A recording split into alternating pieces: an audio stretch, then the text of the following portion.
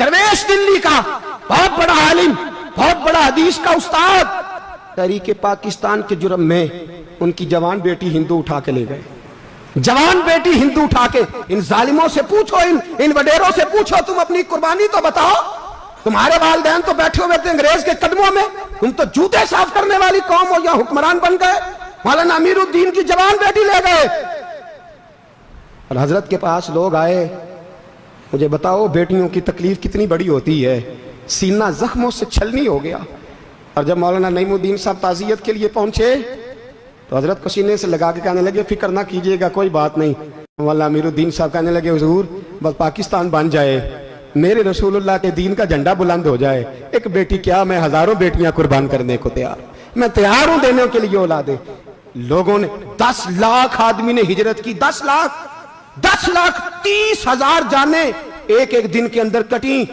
लोगों के खूनों के ऊपर बना हुआ ये मुल्क, और इसके अंदर कभी कोई गद्दार आके बैठ जाता है, कभी कोई मक्कार आके बैठ जाता है, कभी कोई अय्याश आके बैठ जाता है, कभी बच्चे कत्ल होते हैं, कभी बच्चियों की इज्जतें लुटती हैं, कहीं 71 जनाजे इकट्ठे होते हैं। जालिमों को शर्म तक नहीं आती।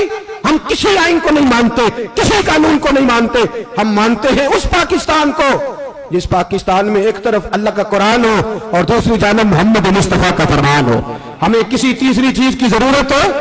अगर सेकुलर पाकिस्तान बनाना था तो इंडिया की गवर्नमेंट तो आज भी अच्छी है पाकिस्तान से, वहां तो जमहूरियत आज भी ज्यादा पनपती है। एक दफा भी कोई डिक्टेटर नहीं आया, तमाशा लगाया हुआ है, मैं ये कर दूंगा, मैं वो कर दूंगा। पागल कौन समझते हो हमें?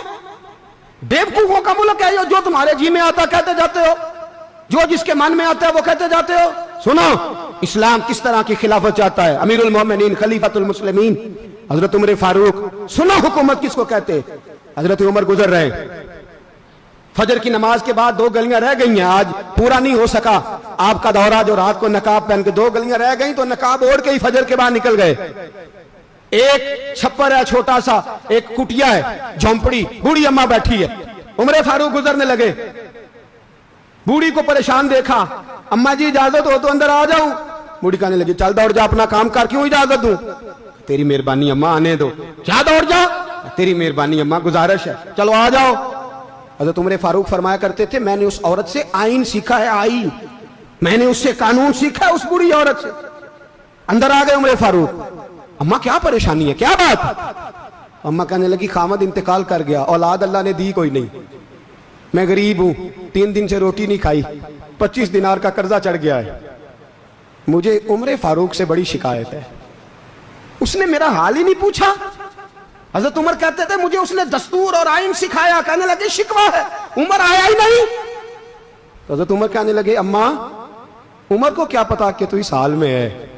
अम्मा दस्तूर बयान करती है, अम्मा जमहूरियत का ऐलान करती है, कहती है नहीं पता उमर को, तो उमर से कहो छोड़ दे हुकूमत, उसके हवाले करे जो खबर रख सकता है, ना इधर उधर की तू बात कर। ये बता के काफिला क्यों लुटा, मुझे रहजनों से गरज नहीं, तेरी रहबरी का सवाल है। उमर से कहो छोड़े हुकूमत, उसको दे जो पता रख सकता है। हजरत सैयदना नाफे फरमाते हैं, जिसके सामने किसरा और रूम के बादशाह कांपा करते थे, मैंने उस उमर को बूढ़ी अम्मा के सामने कांपते हुए देखा है। राशा तारी है उमर फारूक का। दौड़े गए, 25 दिनार लाए, राशन रख के लाए, रोटियां पकाई, बूढ़ी अम्मा को खिलाई। कहने लगे, अम्मा 25 दिनार ले ले और चल, गलती हो गई, उमर को माफ कर दे। अम्मा बोल के कहने लगी, मैं नहीं माफ करती, मैं तो पक्का फल लूं, बस गिरने वाली हूं, एक दफा कब्र में जा लेने दे, मेरे रसूल आएंगे तो मैं उमर की शिकायत करूं।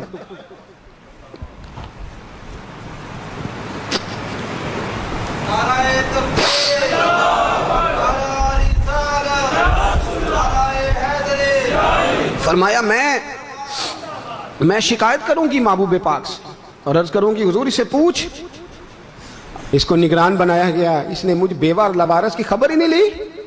यह है आईन इस्लाम, यह है दस्तूर मुस्तफा करीम सल्लल्लाहु अलैहि वसल्लम। यहां कितने गरीब भूखे सोते हैं, कितनों के बच्चे रोज अगवा होते हैं, कितनी मुसीबतें। गवर्नमेंट कहती है कुछ भी नहीं, कुछ भी नहीं, कुछ भी नहीं, अफवाह है, अफवाह है। अफवाह है तो उसका इलाज क्यों नहीं होता? आप मैदान में सरेआम आके उसका ऐलान क्यों नहीं करते? जागिए और सुनिए मेरी बात। हजरत सैयदना फारूक आजम ने 25 दिनार दिए, फिर उस अम्मा को खाना दिया। कोई बरादरी नहीं इस अम्मा की।